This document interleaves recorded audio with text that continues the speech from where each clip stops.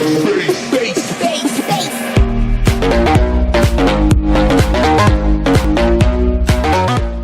now today I have a very different video. Basically, I'm going to go over all the aspects that make me a good search and destroy player.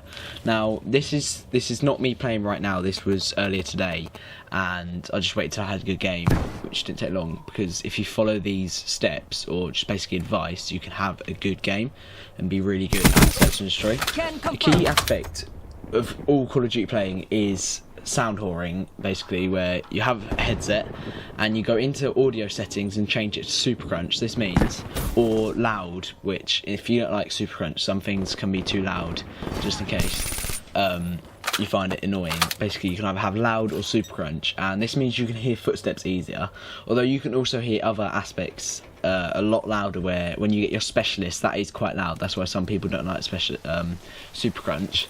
So basically, sound whoring is a huge part in the game, and as you can see later on in the game, I will show you where I sound whored. You can probably hear the voices if you turn footsteps if you turn your volume up loud enough. So here, basically, a great way to win search is actually just to plant the bomb. Like, retards just get the bomb and they don't plant it. So, and also knowing the spots this way is quite a predicted spot. That's why I went straight there, and as you can see, I got doubled straight off the minute I got there. So yeah, and just holding down a spot, this is quite a defensive spot really, because I can hear people coming the other way. Just then I heard him, and I knew he was there. Don't bother pushing. You do not need to push at all. Just wait for them to come to you, because most of the time, if you push, you won't win. It's easy just to let them come through. They don't know you're there. You have a chance in knowing where they exactly are because you're sound whoring them, and that's just an easy way to win. Next up is classes. I have two main search and destroy classes. They both include the VMP. One is the VMP with suppressor, rapid fire and grip, which I'm using right now. The perks I use are ghosts, just in case they get UAV, and that's create a huge distraction, which I'll go over about in a minute. So yeah, ghosts, tracker, which is really good because you can just know where their footprints are. You just know people are near you. And awareness and dead silence once again, so I can sound whore for the maximum, and dead silence just so I can be incredibly silent.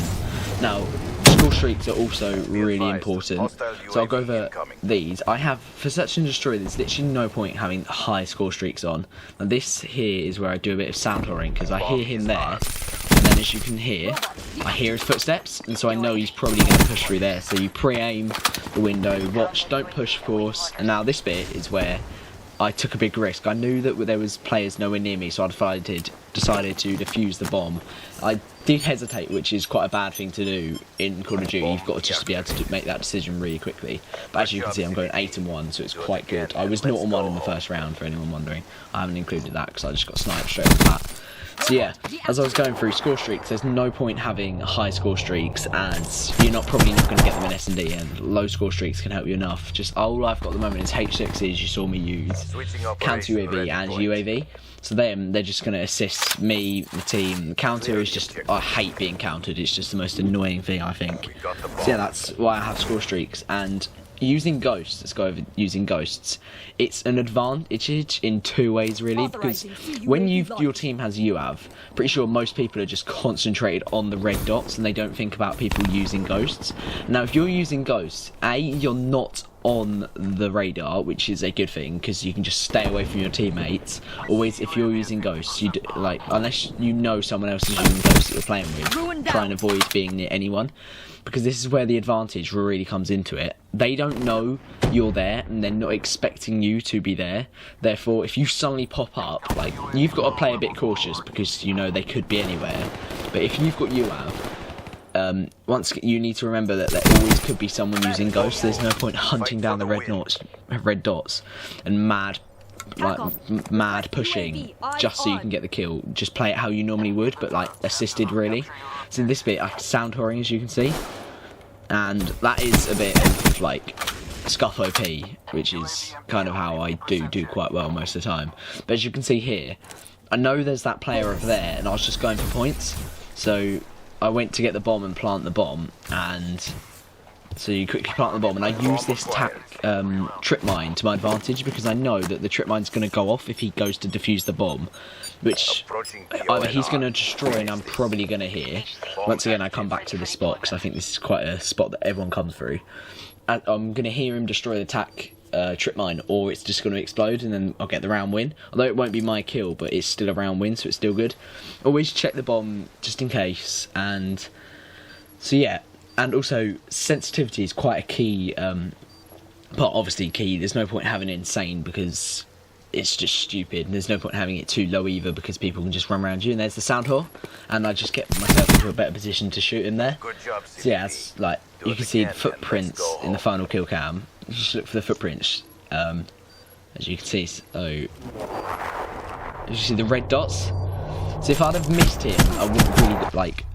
Although I would have heard him, but like if I'd have missed him and he'd have ran straight past me, I would have seen his footprints going to the bomb. Then I'd immediately known, oh, he's defusing. So yeah, right now I accidentally don't have my normal specialist for search and destroy on. Normally I have Ripper, which is the one where you shank for Spectre. That's normally, I think, is the best score streak, especially for S&D, because you can get it with about 2 kills. You've got it, or like 2 minutes of in-game play.